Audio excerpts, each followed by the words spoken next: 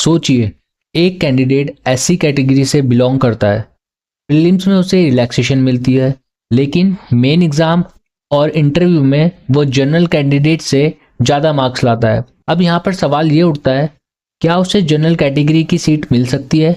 सिर्फ इसलिए मना कर दिया जाएगा क्योंकि उसने पहले स्टेज में रिलैक्सेशन ली थी। इसी कन्फ्यूजन को सुप्रीम कोर्ट ने इस जजमेंट में फाइनली क्लियर कर दिया है। सबसे पहले देखते हैं पार्टीज कौन है। यूनियन ऑफ इंडिया अपीलेंट है, किरण इसमें एससी कैटेगरी कैंडिडेट है, एंटनी एस मरियप्पा ये जनरल कैटेगरी के कैंडिडेट है। एक एग्जाम था इंडियन फॉरेस्ट सर्विस का जिसको आईएफएस भी बोलते हैं, और ये 2013 में कंडक्ट करवाया था यूपीएससी ने। यूपीएससी ही इस एग्जाम को कंडक्ट करवाती है। और आईएफएस का सिलेक्शन प्रोसेस क्या होता है, इसमें 2 स्टेजेस होती हैं। पहली प्रीलिमिनरी एग्जामिनेशन जिसमें सिर्फ स्क्रीनिंग होती है जिसके नंबर मेरिट में काउंट नहीं होते। दूसरा मेन एग्जामिनेशन प्लस इंटरव्यू। इन दोनों प्रोसेस में जो मार्क्स होते हैं वो फाइनल मेरिट में काउंट होते हैं और यहीं से आपकी फाइनल मेरिट भी बनती है। प्रीलिम्स के मार्क्स देख, जनरल कैटेगरी की कट ऑफ गई थी 267, वहीं पे एससी कैटेगरी की कट ऑफ गई थी 233 और किरण एससी कैटेगरी के कैंडिडेट जो थे उनके मार्क्स आए 247। एंटनी मरैयप्पा जो जनरल कैटेगरी के कैंडिडेट थे उनके आए मार्क्स 270.68। किरण जनरल की कट ऑफ क्लियर नहीं कर पाए, लेकिन उनके पास एससी रिलैक्सेशन थी, इस वजह से उनका प्रीलिम्स क्वालिफाई हो गया। बात करते हैं मेन एग्जाम प्लस इंटरव्यू के रिजल्ट की। जो फाइनल मेरिट बनी थी उसमें जी किरण की रैंक थी 19 और एंटनी की रैंक थी 37, मतलब एससी कैंडिडेट ज्यादा मेरिटोरियस निकला। अब दिक्कत आई कैडरे एलोकेशन में। कर्नाटका में सिर्फ 2 वैकेंसीज थी, एक जनरल इनसाइडर के लिए और दूसरी ओबीसी आउटसाइडर के लिए। गवर्नमेंट ने जनरल इनसाइडर सीट एंटनी जो कि जनरल कैटेगरी के कैंडिडेट थे उनको दे दी। जी किरण को तमिलनाडु कैडरे अलॉट कर दिया गया। सुप्रीम कोर्ट के सामने जो सवाल था, क्या एक रिजर्व कैटेगरी कैंडिडेट जो प्रीलिम्स एग्जाम में रिलैक्सेशन ले चुका हो बाद में बेटर परफॉर्मेंस के बेसिस पर जनरल कैटेगरी वैकेंसी क्लेम कर सकता है? तो इसमें लॉ जो इन्वॉल्व थे वो थे आईएफएस एग्जाम रूल्स 2013, जिसमें कुछ रूल हैं जो बात करते हैं एग्जाम के 2 टायर्स होंगे, मतलब 2 स्टेजेस में एग्जाम होगा और इसमें रिलैक्सेशन का प्रोविजन भी होगा रिजर्व कैटेगरी के लिए।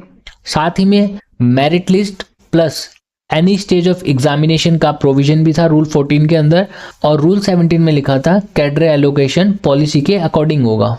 और कैडरे एलोकेशन पॉलिसी 2008 जो कि 2011 में अमेंड भी हुई है, इसका पैरा 9 क्लियरली बोलता है सिर्फ वही रिजर्व कैंडिडेट जनरल वैकेंसी ले सकता है जो जनरल स्टैंडर्ड्स पर सेलेक्ट हुआ हो। सुप्रीम कोर्ट का एनालिसिस देखते हैं इस केस में। सुप्रीम कोर्ट ने कहा प्रीलिम एग्जाम भी एग्जामिनेशन का ही स्टेज है, चाहे मार्क्स फाइनल मेरिट लिस्ट में काउंट ना होते हो, लेकिन प्रीलिम्स के बिना मेंस एग्जाम पॉसिबल ही नहीं। इसलिए रिलैक्सेशन प्रीलिम्स में लेने का मतलब है एनी स्टेज ऑफ एग्जामिनेशन में रिलैक्सेशन लेना, मतलब प्रीलिम्स मेंस इंटरव्यू। आप अब रिलैक्सेशन लेके ही चल रहे हैं, मतलब एक तरीके से मान लो आप हाईवे पे जा रहे हो, एक तरफ है जनरल हाईवे, एक तरफ है रिलैक्सेशन वाला हाईवे, और अगर आपने रिलैक्सेशन वाला हाईवे चुन लिया तो जब तक वो हाईवे चल रहा है आप रिलैक्सेशन वाले हाईवे पे ही चलेंगे, आप जनरल हाईवे पे नहीं आ सकते। और साथ में रूल 14 का प्रोविजन बहुत क्लियर है, अगर कैंडिडेट ने एलिजिबिलिटी या सिलेक्शन क्राइटेरिया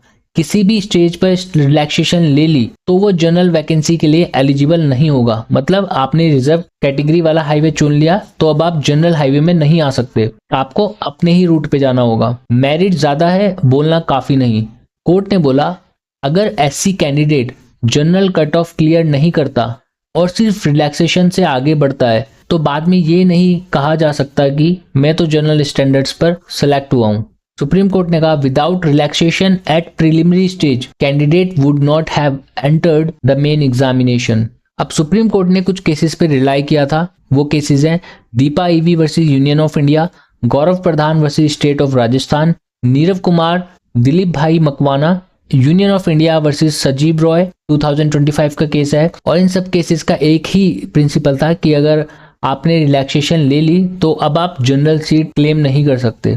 सुप्रीम कोर्ट ने अपने फाइनल डिसीजन में हाई कोर्ट और कैट के ऑर्डर को गलत कहा, किरण को जनरल इंसाइडर सीट नहीं मिल सकती, यूनियन ऑफ इंडिया की अपील को अलाउ कर दिया, एंटोनी मरियप्पा को Karnataka general insider allotment valid बताया गया। तो अगर हम समअप करें, अगर रिजर्व कैटेगरी कैंडिडेट ने किसी भी स्टेज पर रिलैक्सेशन ली है, चाहे वो प्रीलिम्स एग्जाम ही क्यों ना हो, तो वो जनरल कैटेगरी वैकेंसी क्लेम नहीं कर सकता। तो ये जजमेंट रिजर्वेशन लॉ का एक लैंडमार्क क्लैरिफिकेशन है।